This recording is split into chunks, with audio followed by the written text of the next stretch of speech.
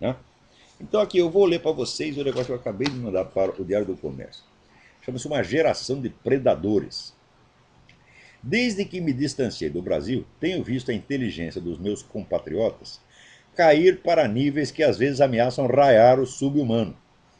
Não posso medi-la pela produção literária, que veio rareando até tornar-se praticamente inexistente num país que já teve alguns dos melhores escritores do mundo. Meço-a pelas teses universitárias que me chegam, cada vez mais repletas de solecismos e contrassensos grotescos, pelos comentários de jornal, pelos pronunciamentos das chamadas autoridades e, de modo geral, pelas discussões públicas. Em todo esse material, o que mais salta aos olhos não é o vazio de ideias, não é a estupidez dos raciocínios, não é nem mesmo a miséria da linguagem. É a incapacidade geral de distinguir entre o essencial e o acessório, o decisivo e o irrelevante.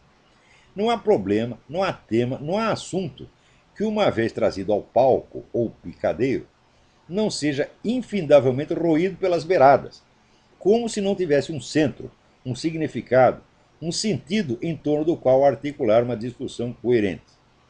Cada um que abre a boca quer externar apenas algum sentimento subjetivo, deslocado e extemporâneo, exibir bom mocismo, angariar simpatias ou votos, como se tratasse de uma rodada de apresentações pessoais de um grupo de psicoterapia e não de uma conversa sensata sobre, digamos, alguma coisa. A coisa, o objeto, o fato, o tema, este coitado fica esquecido num canto como se não existisse e depois de algum tempo cessa mesmo de existir. A impressão que me sobra é de que toda a população legente e escrevente está sofrendo de síndrome de déficit de atenção.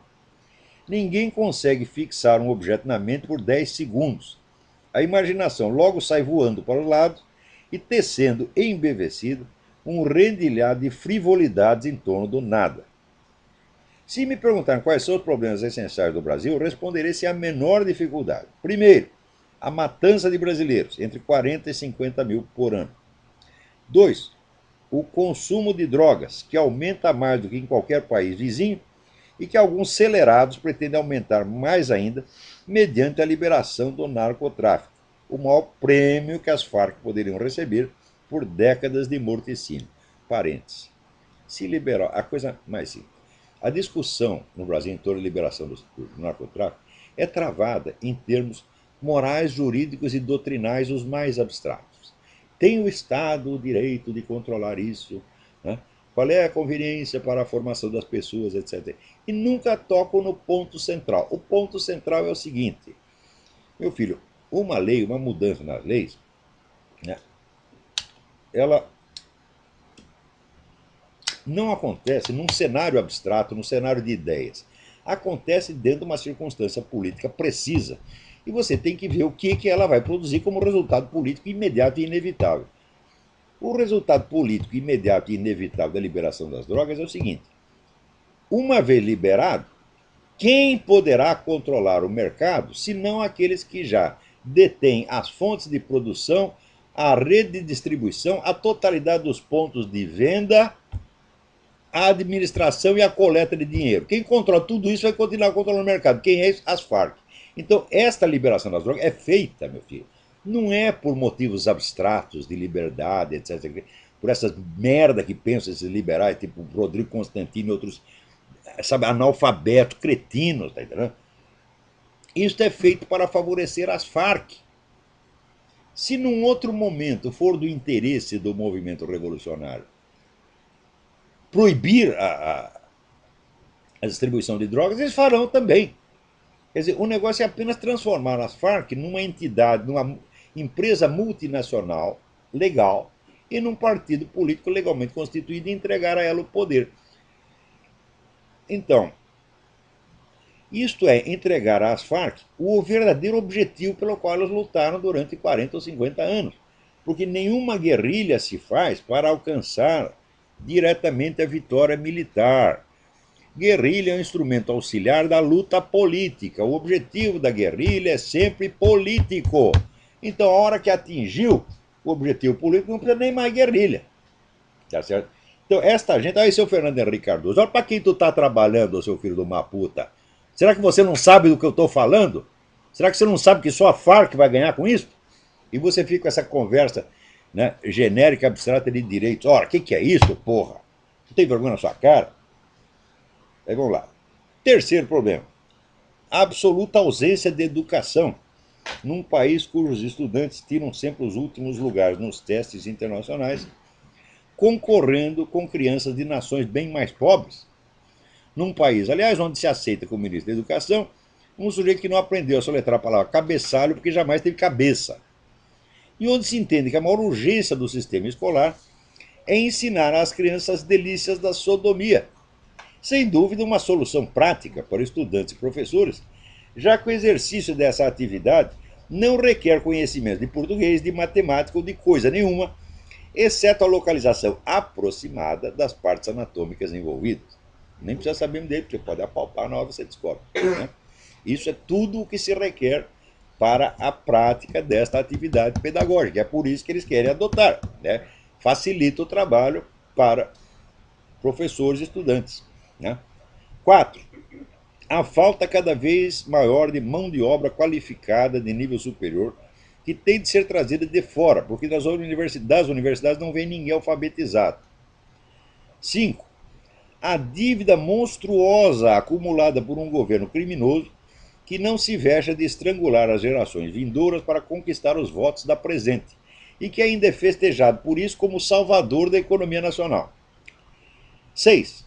A completa impossibilidade da concorrência democrática num quadro onde governo e oposição se aliaram com o auxílio da grande mídia e a omissão cúmplice da classe rica para censurar e proibir qualquer discurso político que defenda os ideais e valores majoritários da população, abomináveis ao paladar da elite.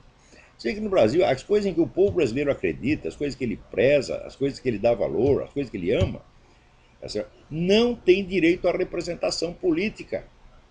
Todos os partidos políticos só podem representar aquele reduzido círculo de alternativas que é mesmo da elite revolucionária mundial. 7. A debilitação alarmante da soberania nacional, já condenada à morte pela burocracia internacional em ascensão e pelo cerco continental do Foro de São Paulo. O Foro de São Paulo é aquela entidade que até ontem nem mesmo existia. Né? 8. A destruição completa da alta cultura, num estado catastrófico de favelização intelectual, onde a função de respiradouro para a grande circulação de ideias no mundo, que caberia à classe acadêmica como um todo, é exercida praticamente por um único indivíduo, que é este que vos fala. Um último sobrevivente, que em retribuição leva pedradas e cuspidas por todo lado, especialmente dos plagiários e usurpadores que vivem de parasitar o seu trabalho. Essa semana mesmo, quer dizer, é realizações, já são 300 títulos da mais alta importância. 300 títulos, certo? Que é a lista que eu fui passando para eles no curso das aulas que eu dei lá mesmo. Tá certo? Exercendo, portanto, as funções informais de diretor editorial, sem receber, nunca pediam dinheiro, tá certo? Mas o que não pode é o sujeito sair posando como se ele tivesse descoberto tudo isso. O que é isso, pô? Aí a realização não tem mérito nenhum. O mérito daquilo é integralmente meu. Fui eu que fui pesquisar, estudar e descobri esses 300 títulos, e muito mais, na verdade, tá certo? Que vem atrás aquele molequinho só copiando o título para ver se ganha um dinheirinho em cima, pô. Então, isso é só um dos casos. Não tem o Paulo Giraldelli, não lançou lá um negócio chamado História Essencial da Filosofia, quer dizer, um plágio óbvio. Ainda sai falando mal da gente. E são casos e mais casos e mais casos.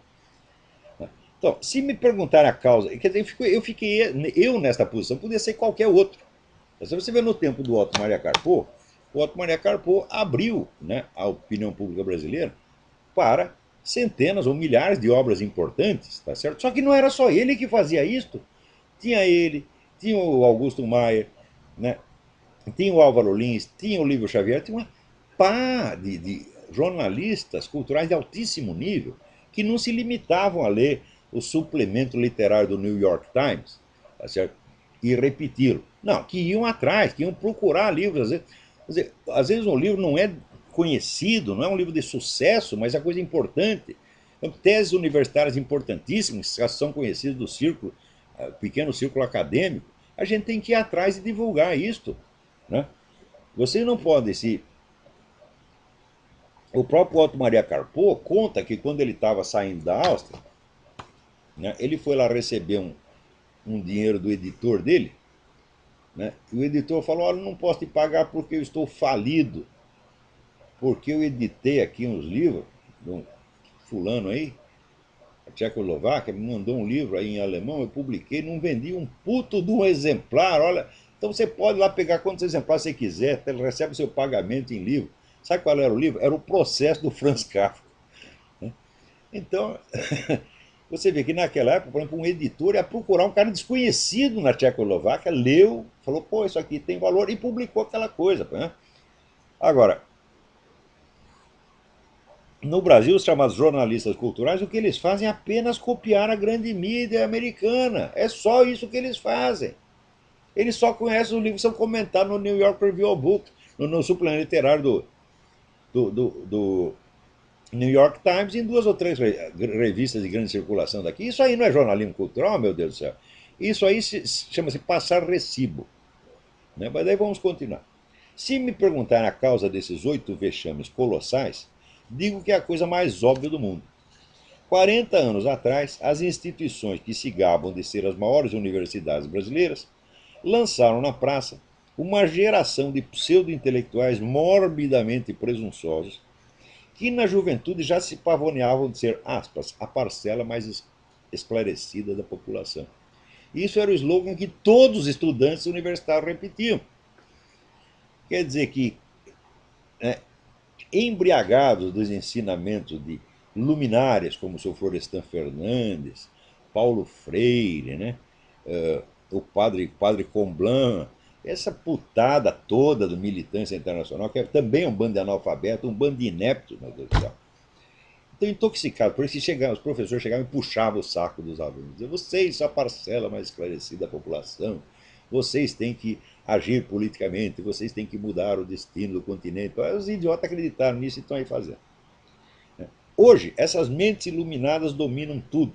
O sistema educacional, partidos políticos, burocracia estatal, o diabo, moldando o país à sua imagem e semelhança.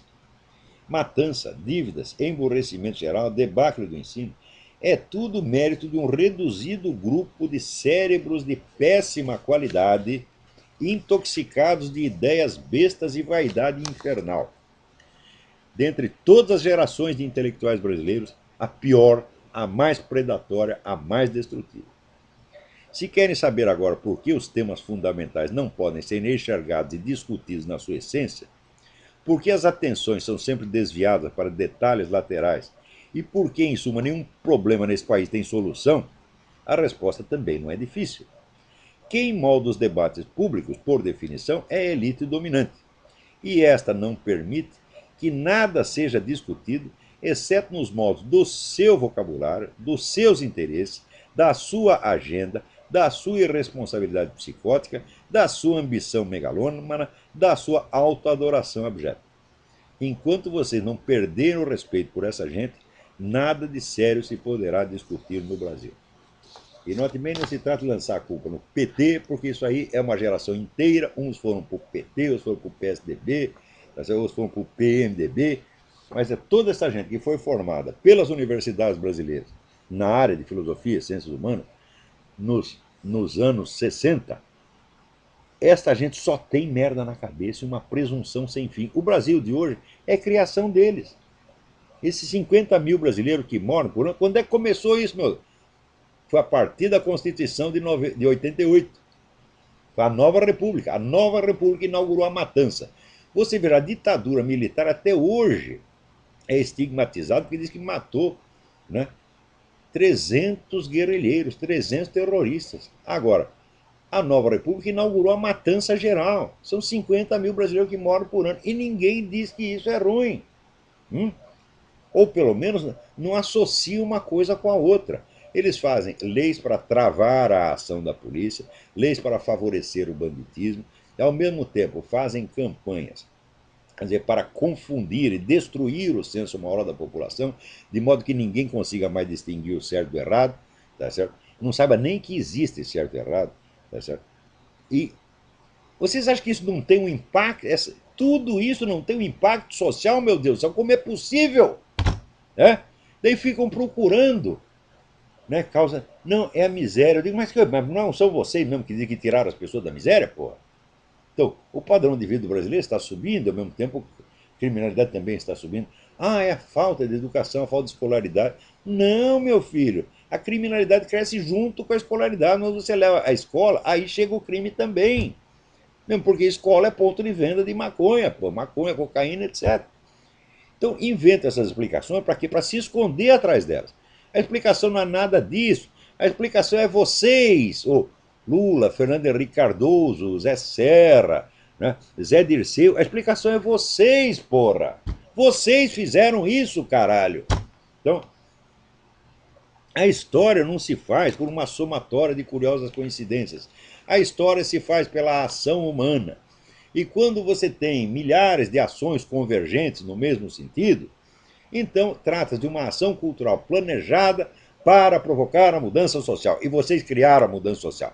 A mudança social é isso aí: é crime, é narcotráfico, é matança, é prostituição infantil. Foram vocês que criaram isso. É absurdo você não entender. Olha, por exemplo, se você quer explicar como foi possível a Segunda Guerra Mundial, como é que você vai fazer isso sem você estudar a história de todos os intelectuais, né, que foram colocando aquelas ideias na cabeça dos alemães desde 100 anos antes, às vezes sem prever o que ia acontecer, tá certo? Então, do mesmo modo, como aconteceu a Revolução Russa, o Gulag, aquele morticínio todo, começa com os intelectuais, meu Deus do céu. Tudo o que vira ação social e política começa dentro da esfera da cultura. Então é lá que você tem que procurar. São esses os verdadeiros agentes da história. São as pessoas que antecipam os movimentos históricos, às vezes num círculo reduzido, que depois vai se ampliando, ampliando até chegar no poder. E esta gente, a história desta geração maldita, que saiu da USP e da PUC nos anos 60, é de uma nitidez impressionante. A ligação de causa e efeito é óbvia. Agora, no Brasil não tem mais historiador. Historiador está aí só para repetir propaganda petista, essas bobagens. Então, né, parece aquele verso do Antônio Machado sobre a Espanha, né? Que, como é? Pobre escuálida e beuda nos la pusieron para que não acertara la mano com la herida. Quer dizer, embebedaram a Espanha para que ela não acertasse o dedo na ferida.